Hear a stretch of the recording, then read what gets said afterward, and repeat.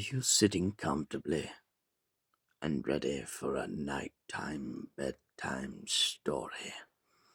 Some stories like to make you have a spine chilling, so much so that you get goosebumps all over your arms. Well then, get ready, because the night is crawling in. Hello, ladies and gentlemen, boys and girls, people of all ages, sexualities, and identities, and welcome back to another Doctor Who review. Today's Doctor Who review is another Doctor Who Big Finish story. Classic Doctors, New Monsters, the stuff of nightmares. First story in this box set, The House That Hawks Built, is a cross between a really spine-chilling story and capitalism. Hawks has landed on the planet Earth in the year of God knows when, but it's in the far future. And he's uncovered a house in hopes of turning it into a museum. But the funding is on his case, and he knows that the only way to succeed his business is to get rid of all the rumours of the ghosts and the murders at his house.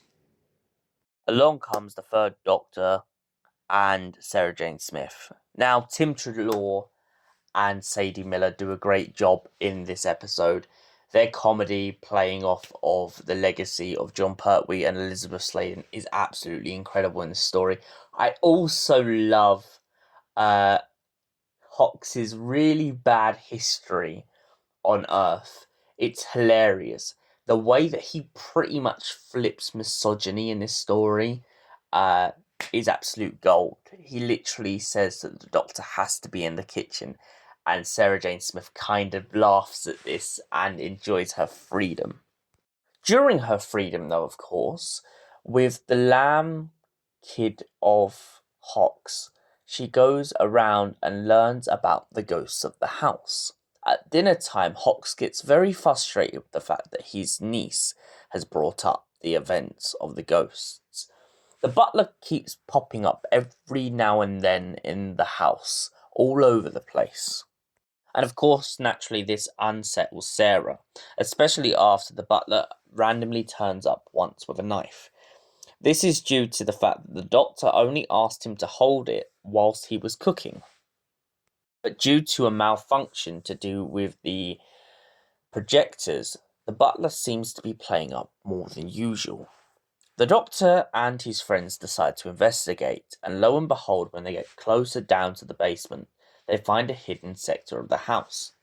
The house is all running on a core from a planet that was mined by a bunch of business people who sold it off to Hawks, without mentioning the fact that there was a life form trapped inside.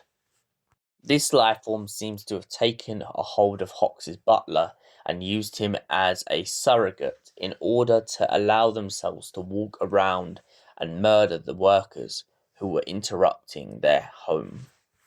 The second story, The Tavolian Who Knew Too Much.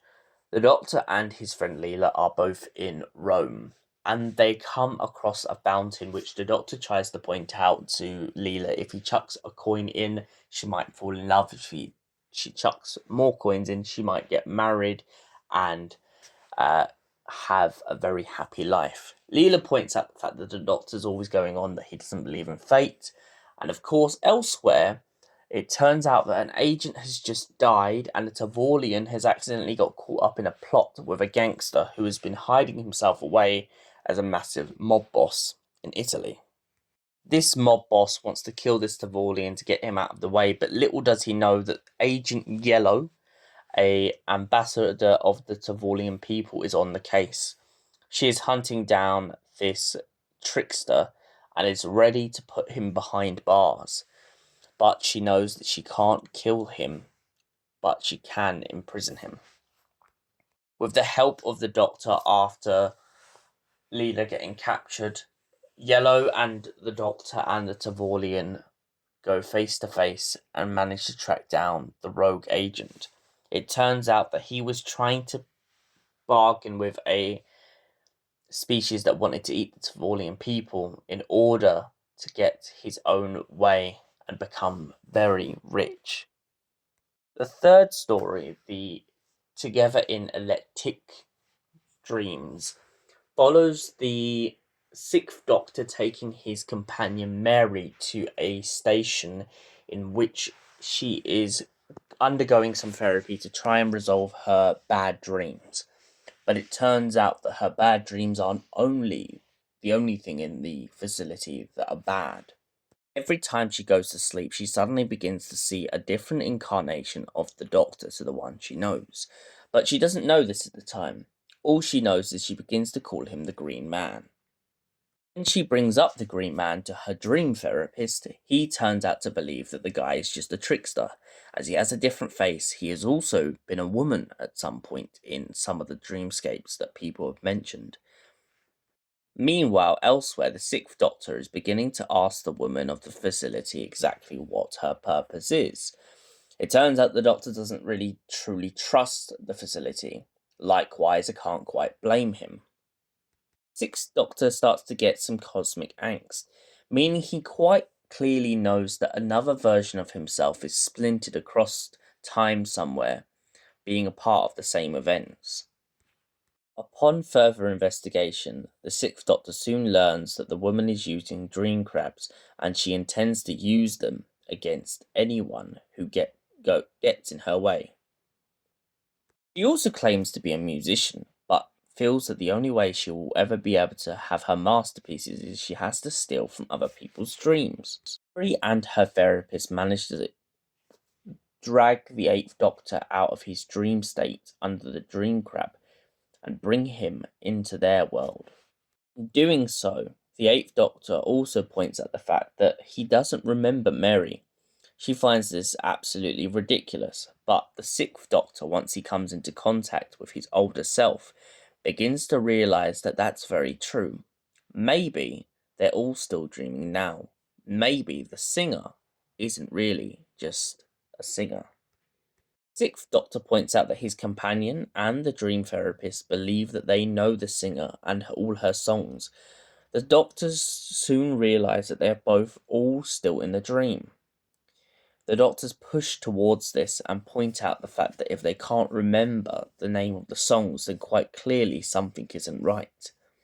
It turns out that Mary and her therapist and everyone else are all still sleeping. The Doctors manage to break out of the dream crab's trance, and everybody wakes up exactly where they mean to be. The sixth Doctor reminisces in his TARDIS at the end of the episode about the fact that he's been travelling alone too long, and maybe, just maybe, he needs to have friends again. Final story in this box set, If I Should Die Before I Wake, is a very great homage to the previous story. It also features the dream crabs, but in a different capacity. It turns out that the eighth Doctor and his good companion Charlotte Pollard went off on an adventure, but somewhere along the line, when in a cavern, they both got hit by a dream crab. Well, the eighth Doctor first. The eighth Doctor begins to go on to Charlie about the fact that he thinks that the only way that she can wake up is if he manages to kill her in a story. But Charlotte keeps on insisting on using her own way out, giving him little hints to why he's the one who really needs to wake up. It turns out that she only used the dream crab to get within the dream in order to save him from himself. The funny comedy between this story is the way that it's told and the way that they break the fourth wall perfectly. The Doctor also reminisces at the end of this story about the fact that they're not really a story, they're real people. But us, the audience, love this little hint because of the idea of them knowing their surroundings and knowing how their life plays out, very similar to stories that people would tell their kids. Back to the story. When the Doctor wakes up, he suddenly realizes the fact that all the string in the labyrinth is leading to Charlotte. The Doctor makes a flying device in order to let them glide away from where they are and back to where they're supposed to be. Charlotte points out that she's very afraid of this because of Icarus and the sun.